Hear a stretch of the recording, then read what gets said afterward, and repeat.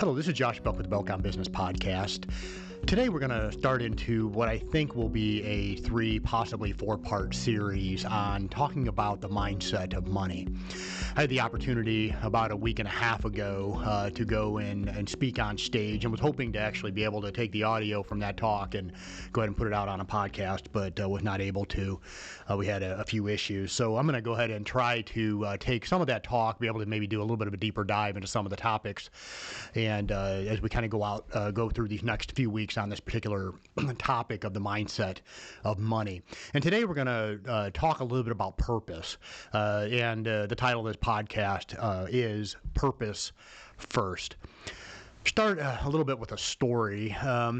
Back when I was a young person, and if you're about my age and maybe a little bit older, kind of remember those days before we had GPS in a car. Before we had cell phones, we could go in and just pop an address on Google Maps or Apple Maps and get us to our destination. So back when I was a kid growing up, I didn't have those options, and you had basically one of two ways to find out how to get to your destination. Either it was, planning, getting that map out of that glove compartment and taking a look, trying to make a determination of how to get to your destination, or as we did sometimes as well as a kid growing up, we would pull into the local gas station and ask, how do we find the place that we're trying to get to? Now, when I was a kid growing up, I enjoyed going on rides with my dad. And my dad, we would, and the reason why is because we were going someplace, when we hop in the car, my dad let me be the navigator. He let me pull out the map and take a look at that map and then help him find out how to get to the destination. Now, my dad may have known how to get to the destination. I have no idea. At minimum, he humored me into being the navigator with the map. Now, there was a Saturday morning, and when I was a kid growing up, my dad came to my bedroom, and maybe it was this way in your household too. Saturdays usually kind of meant chore day, and most of the time that chore list with a lot of things that I kind of really didn't particularly care to do. I'd rather be down baseball. I loved baseball when I was a kid. I'd rather go to the local park and play baseball or shoot basketball with my brother, and just do something besides whatever was on that chore list.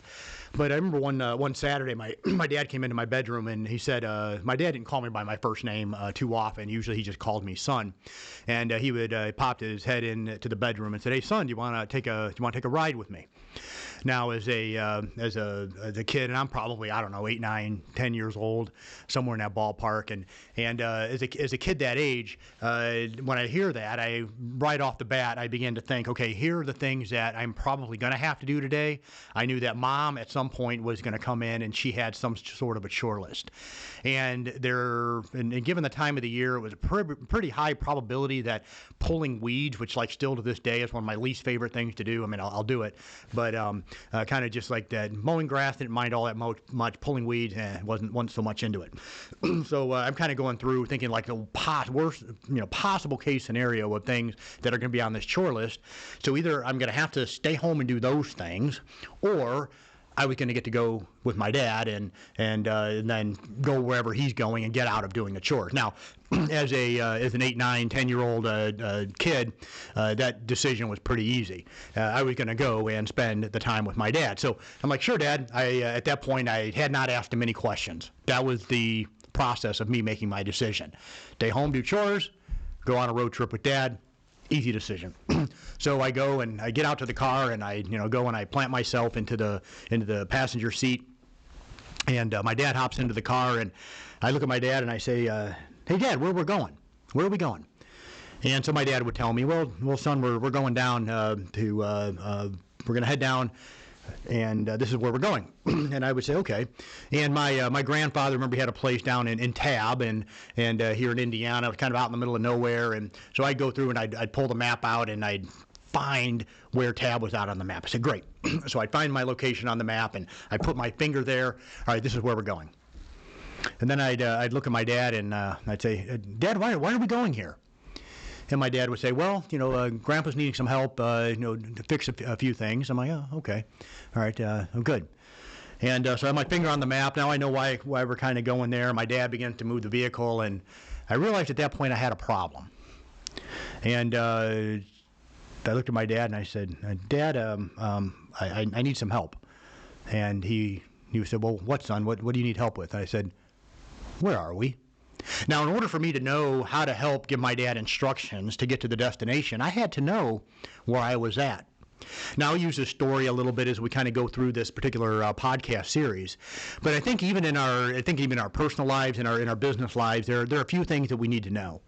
First of all, I need to know where I'm heading. I need to know my destination. I need to know where I'm going. Now, a lot of talk when it comes to business planning, tax planning, financial planning, any of these types of plannings, we talk a lot about goals. And goals aren't a bad thing. We can have these goals that are, my goals for this month or this quarter, the goals that I have for this year. But most goals are kind of short term, relatively speaking. Most of the time, these goals are, they could be daily goals, weekly goals, and most of the time we see these goals possibly get out to 3 to 5 years. And not a whole lot of planning is done outside of that. Now, sometimes you'll have financial plans that they'll, trying to hit an X dollar amount for retirement, things of that nature. But I think even then, sometimes we miss certain elements in the planning process. So kind of going back to the story, understanding three things. First of all, I needed to know where the destination was at. We'll talk a little bit about this as we go through this series. And particularly today, we'll talk a little bit about what does that mean as far as the destination. Next thing I needed to know is, well, the why. I needed to know the purpose. What was the reason that we are going on this particular trip? And then I think the third thing that we need to know is where are we at now? If I'm going to get to my desired destination, I have to know where am I at currently. And in the world of accountancy and working a lot of times with business owners, many times the business owners simply just don't know truly where they're at. They may have some internal spreadsheets, some narrative that's given to them, but they truly don't understand where they're at, and a lot of times they truly don't understand how to get to their destination. And we're going to talk a little bit about as we work our way through this particular series. Now, any sort of planning. So any sort of planning that we do, and I'm going to trying to really keep this siloed to business and tax, but we're talking about business strategy. We're talking about trying to get to that destination. The first thing I really need to know and understand with any sort of planning is the purpose. Now, in the line of work that I'm in, owning an accounting firm, and I have calls quite frequently with clients. We have quarterly calls, we have annually calls with clients, and probably maybe in your business. When you get in and you have any sort of these strategy calls, many times it's rather short-sighted. And a lot of times clients, when I get on these calls, it's kind of really a matter of, okay, I want to pay zero in income tax this year, or I want to minimize my income tax exposure. And all those are good conversations to have, but there's really one big problem every time when we have these conversations. Initially, right off the bat, the first time I have this conversation with a client, I truly don't know on whether or not the best strategies to use. I don't know the best planning tools to use with this particular client because there's one big piece that I don't know. And that is truly what is their destination, and I don't know truly what is their purpose. So they may give me one piece of information, and many times when you're going through and possibly when you're doing your planning, it becomes very short-sighted. You're thinking about, okay, how am I going to solve the problem I have in the moment, void of the long-term consequences, or is this truly the best decision in the long term for me and for my business? Now, the reason that my dad went on these particular road trips wasn't simply to get out of doing chores and go on this road trip. Okay, that might have been my primary goal in the moment, or the primary reason why I made the decision as a child in that moment was to get out of doing certain things that I didn't like to do, to doing something that was a little bit more enjoyable or not as painful. We are kind of built to avoid pain, to avoid discomfort. So we many times make our decisions first off on what is going to deliver the least amount of pain. But however, eliminating those certain pain elements may not provide the best results in the future. Sometimes it may be best to endure those pains. In this particular example, in this particular story, guess what? I still had to do those chores. I just ended up having to do them on a different day. Okay, so it wasn't necessarily holistically the best decision for me to have made. Now, ultimately, I got to spend the day with my dad. My dad passed away about 9 years ago now, and of course, if I can wind back and do it all over again and make the decision the same exact way every time, and I look back to times that I didn't go on those trips and I wish I had, now that I don't have that opportunity to spend time with my father anymore. But when my dad made the decision to go on these road trips, it wasn't simply just to go on this trip.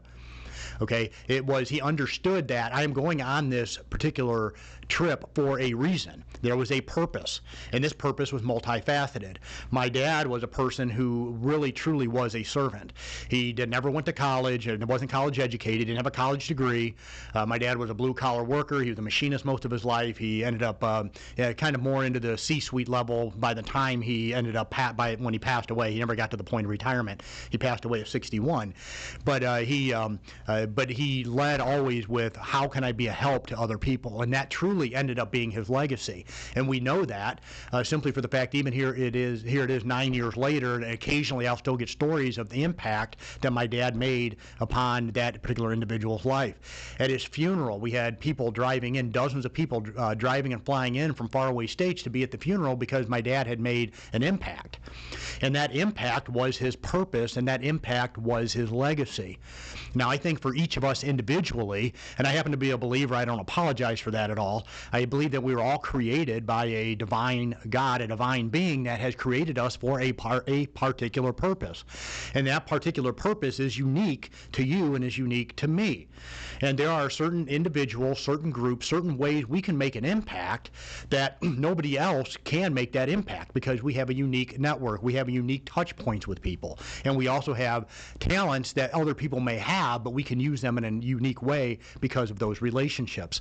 Now, everything that we do inside of our business should go beyond just simply making a profit, and simply to go beyond just hitting some sort of short-term goals. And I'll talk about that a little bit more. So my dad he always had this longer-term vision that he filtered everything through.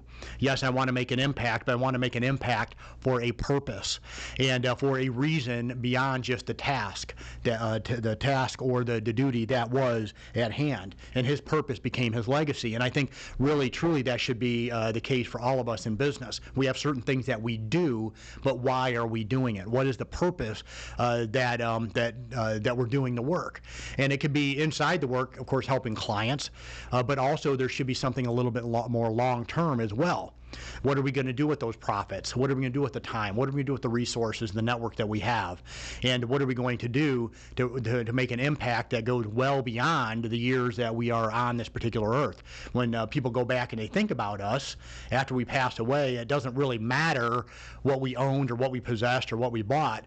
What's going to matter is what is the impact that we made, and in a community, in family, in business. What are the impacts that we made that will long outlive the lifespan that we have? So planning, everything that we do should begin with that purpose. We kind of begin with that end in mind, but there isn't truly an end if we are playing what Simon Sinek calls an infinite game. If we're kind of looking past just simply the 70 or however many years that the Lord gives us upon this earth, we're looking past that and saying, okay, what is that impact that's going to be lingering past the point of our own death? So next, to begin purposeful planning, we must understand and know our purpose. Now, for some people, that becomes almost a discovery process. What truly is my purpose? Sometimes people just get into business to make money, but if our businesses are truly going to be successful, we have to have a purpose that's bigger than whatever the task is, or whatever the duties, whatever the skill set that we have that we were going to take and try to run a business or operate a business with. So to begin purposeful planning, we must know our purpose. And so we must understand and kind of dig into what is that unique purpose that we have. A lot of times people just simply view the product as the reason why we get into business, or the service. But truly, we should use those resources that we have, the profits, the people that we have, and everything that kind of goes into it to make a greater impact. Now, I think having short-term goals is definitely has a lot of value in business. And when we get into business, many times we want to take those profits and do certain things for us. For us individually to improve, or maybe the enjoyment of our life. I think I have a client. His name is Al, and he may or may not hear this, but Al's been a client of ours for a number of years. When I first met Al, he was in I think in corporate finance. He was working in Chicago as in the financial industry, and he and I ended up meeting back then. And he said, "Josh, I have a vision. I have a pretty big dream." And he shared that dream with me and things that he wanted to do, and it really was a global impact that he had. But at that time, he was, I don't know, making $60,000, $70,000, $80,000 a year, which is okay money. But he knew he could not make the impact that he wanted to make based on the salary that he made, and he really began to get a little bit of interest in real estate. So he started to do a deal or two, and then really kind of just understood that, hey, this is the one way, the direction that I can go with the skill sets that I have, with the knowledge that I have, to truly be able to make the amount of money that he wanted to make and allow for him the time to be able to make the impact that he truly felt that the Lord had placed upon his life individually. But when he came to me, he said, Josh, this is kind of the big, grandiose vision that I have, and these are the things that I want to do inside of my business. But he said, you know what, there are some things that I want to do, and Al absolutely loves Ferraris. And he came to me and said, Josh, and so he made the transition into opening his business. He did okay in year one. His business really started to take off, and we get into one of our meetings, and he said, Josh, one of the goals I've always had was to buy a Ferrari. But he almost felt a little bit guilty of, I have this big vision, and this Ferrari can almost kind of be a distraction. But we kind of built out a way, here's kind of the way in the short term that you have this goal. And so we lined the business goals up for him to be able to, if he could hit those metrics, he was going to make enough money to be able to go and buy a Ferrari. And guess what? He did it. He flew out to California, and we're here in Northwest Indiana, so he flew from Chicago, went out to California, and picked up that Ferrari and drove it back across the country, and he owns this Ferrari. And now he's a vehicle guy, so he has a couple other really nice vehicles now as well. But that was kind of his short-term goal. Of course, that's not a really good tax planning goal. That's not necessarily a great business goal, but it was the goal that he had. And so he was going to use his business to serve him in that particular way, to provide him some wants that he had. Understanding he had this bigger vision in mind, this bigger goal, this bigger purpose. His purpose wasn't to buy a Ferrari. His purpose wasn't to have a successful real estate business. His purpose was what was he going to be able to do with what he made. Now he goes through and he's really kind of building a real estate empire, and he's dumping a lot of money. He contributes a lot of money into missions work, into orphanages, into reaching people across the world in a way, and he does it through his time. Through his resources of finances with the businesses that he makes. Inside of his business, he does a lot to really kind of help people in our community here locally that need a lot of help in the housing space, but also he has been able to utilize the asset of his time to go through and make an impact with what he's learned, and also with his skill set and he actually goes to these destinations, places where he's investing his resource of time, or his resource of money, and going and investing his resource of time as well, and to make an impact in that particular way. So an individual who has understood what his purpose is, and he had some short-term goals. He hits those goals every year. We kind of go through, and he does pay not ordinary income tax. He has some self-employment and AMT and other types of taxes he pays, but he pays zero income tax. He's able to make a ton of impact worldwide, and he continues to grow this thing to make an even greater impact. So kind of understanding what his purpose was, he put the goals in place to where his business served him in a way that he was wanting it to serve him, and then also going through and building out that pathway to get him to make the impact that he wants to make. Not only while he's here, he's still, I think, in his late 30s still at this point, but the impact that he wants to make in the decades to come, and then in a way that it'll actually continue to provide helps even long after he passes on, hopefully decades from now. So if we're going to have a good planning, if we're going to make those right types of decisions, all planning should start with that particular purpose. So next, to begin purposeful movement, we must understand where we are. Remember back to the story with my dad, I had asked those questions. Dad, where are we going? Why are we going there? But the next thing I needed to understand was, where am I at now? And so as business owners, we need to sit in and kind of dig in from time to time, understanding this is truly where I'm at. And sometimes we'll go through, and maybe even our own team will tell us what we want to hear. Our own finance people will tell us what we want to hear. And our sales people definitely will try to tell us what we want to hear, right? But truly sitting down and digging in, where am I at financially? and what is truly going on inside of our business. And it goes way beyond just some of these little shortcuts sometimes that we make to kind of fabricate movement of money around into different bank accounts, whatever the case may be. And so we're doing these types of things, but truly, why are we doing this? Okay, are we just creating these exercises just simply to create work, to make it feel like we're doing something, or are we truly digging in and understanding where we at financially, and then putting those goals in place, following the metrics to get us to the point to where it gets us closer to what we truly understand and believe is our purpose inside of our lives. So to begin purposeful movement, we must know where we are at. I had to ask my dad, where are we? If I was going to get to the destination, first thing I had to understand if I'm navigating is to know where I am at. Otherwise, I'm just going to wander around aimlessly and just hope at some point I get to my destination. But I know I cannot get to my destination unless I truly know where I'm at now. So, and a lot of times, like I said, we don't know where exactly we are at inside of our business. And in order for us to do this, we have to lean into our counselors. There's a scriptural principle that says in a multitude of counselors, there is safety or there is security. And so, which is why we bring alongside us people that can help us get us to our destination. And I'm an accountant, so I kind of have that piece. But you know what? I still bring in advisors to help understand with the finances inside of my business, because many times I don't even see, even though I'm an accountant, I may not see the blind spots inside of my own business. And so I have coaches that I pay a lot of money for, and they take a look at those things. They take a look at where am I at financially in my own business. Even though I turn around and advise others in regard to the planning inside of their businesses, inside of my own, there may be blind spots, so I have to bring people along. I have advisors that help me to get me closer to fulfilling that purpose that I believe that I have been uniquely created for. And so we put these people around us. Of course, I have an attorney, and I talk to my attorney here locally probably about every week or two. He and I are on a call or exchanging an email or text message or something, kind of working through things. Sometimes it's just a check. Hey, can you look through this? Is this the best decision for me? Okay, so we need to have those counselors around us. But to begin purposeful movement, we must understand where we are. Do I know truly where I'm at? And then as I go through and start to building these goals, is it on the right path to get me to the destination to where I'm wanting to be? We have clients on both sides of investment syndications or investment funds. So being in real estate, we have some pretty large fund managers and syndicators out there, and they're going through and they're doing these raises.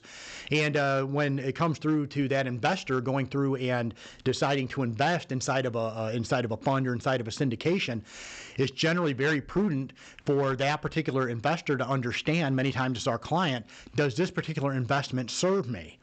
So is it going to serve me in a way I'm going to get the tax benefits outside of that particular investment that I'm looking for? Or is it simply just the upside that I'm investing? So having a good understanding. So it's really good for that fund manager or that syndicator, whoever's doing that raise, to be able to communicate the benefits of this. And then for the investor to understand, this is what I'm getting into, and is this the best investment to help me reach my particular goals? So if they don't know truly where they're at, they may not get the benefit that truly is best for them in that particular investment. Or they may have unintended consequences as far as tax repercussions or other business repercussions that don't serve them. So they need to make sure they have those advisors around them that can have that conversation with on both sides to this is what the offering is, this is what's to be expected, and then for the investor, this is what I'm going to get out of this particular investment, and they need to have that communication with their accountant, with their attorney, with those individuals that are around them, helping them with their planning to have an understanding, is this truly going to get them to where they want to be? So when you're looking as far as whether you're getting into another business, I'm kind of an entrepreneur. I have other businesses as well that I partly own, invest in. And every time I go and make those decisions, I have to evaluate, is this going to get me closer to my destination and to me fulfilling my purpose, or is this going to be a distraction? Is this going to serve me in a way that's going to get me to where I want to be? But I have to understand, where am I at now? Is this the best decision for me now? And is this the best decision also to get me closer to my particular goals? And then my last point for today, and then we'll move on to some further ideas as we move into future podcasts. But next, purpose fuels motivation, and the work is the foundation of the vision. So the purpose fuels the motivation, the work, and is the foundation to the vision. Let me kind of illustrate this a little bit by a story. So a couple of weeks ago, I've had an audit that's been ongoing with the IRS with a client for probably a year and a half, well over a year and a half now. And this particular audit it's been dragging along with everything that happened with the pandemic, and of course the IRS is very backed up, and they are increasing audits, and we're starting to see more of those come in at the firm level. And this particular audit had been going on for a long time, and there had been some miscommunication, some frustration, because going months on end without hearing anything, trying to pick something back up, both with the auditor that was assigned to the case as well as us and the client. But over this time frame, the client became very, very frustrated during the process. And so, working with the auditor, we finally got a meeting scheduled in office, and I ended up reaching out to the client, having a conversation with the client about whether or not they wanted to be in the meeting. And most of the time I don't have client to come into the meeting, but this one here, they decided to they really wanted to come into the meeting, and I felt in a certain way, and they did as well, that if the auditor could kind of hear some of the story directly from the taxpayer, that it may help a little bit as far as provide understanding as to some of what was going on inside of this particular client's set of books and inside their bank accounts. And so we decided to go ahead and hold this meeting, and you know what, was not looking forward to this meeting. I was not looking forward to this meeting at all. Now, the gentleman that owns this particular business, that happened to be a gym. The guy competes internationally at events, and he's just an absolute great guy. He also does some life coaching for individuals, and he's just a wonderful guy. But and we've worked together for a number of years, had a wonderful rapport, really built a strong relationship, and I really truly believed in the vision that he has. He has a very grandiose vision inside and outside of his business, using his business to really make an impact on others, and that's what he's doing. And that's kind of one thing that we really find a lot of alignment in. But I tell you what, even the night before, I was having a conversation about the next day, and in this conversation, I was telling the person I was talking to, he said, you know what, I'm not really looking forward to getting out of bed tomorrow morning. Many days I'm looking forward to getting up and going into the office and doing the work. I love what I do. I love the team that I have around me. I'd put them up against anyone, anywhere. I think they're some of the best in the industry. I love the people I work with, and I love what I do. I'm passionate about it, and but this particular day, I was not looking forward to getting out of bed. I was not looking forward to the possible conflict between the taxpayer and the auditor. I was not looking forward to just having to just deal with that. And it was just one of those mornings. I'm not a guy that sleeps in. I get up early. I just kind of just wanted to stay in bed. I'm like, can I just put the cover over my head and this problem just go away on its own? Of course, that's not what's going to happen. But something clicked that morning. Said, you know what, this is part of getting us to that destination. I know that going into the office today, I'm going to be able to make an impact. Hopefully, be able to make an impact in a way that I would not be able to otherwise. It's more difficult. It's a much more difficult way to make an impact. But you know what? It was that purpose that was the motivation. Once I was remembered, this is the purpose. What really was the motivation to get up, to come in and do the work, to show up in the best way I possibly could for my client, and understanding that this is a longer-term vision, a longer-term goal, longer-term purpose that we both have beyond just simply this audit. This audit was just a little bit of a hurdle, something we're going to have to deal with on the journey. And we got in, and I tell you what, it was the most unique audit meeting I've ever had. Kind of at the end, the auditor and the taxpayer just really hit it off. And I'm sitting here, and for probably 30, 40 minutes, they were just talking and having a good time, and really made a lot of progress because everyone came into that particular meeting at first kind of like, you know what, this really could be confrontational. The taxpayer did kind of express his frustration a little bit. He had his wife and children with him. It was kind of a neat experience. And really kind of at the end, the auditor and the taxpayer really hit it off. There's a lot of understanding. Of course, the auditor it's ongoing. The auditor is going to do her work, and of course, we have to do ours. But because everyone understood the larger vision that each of us had, and we kind of bought into each other, and there was some trust, and we kind of leaned in, where there was a lot of understanding. And I tell you what, it was probably one of the more enjoyable meetings at the end of the day that I've had in a really long time. Thank you for taking a few moments to listen in today.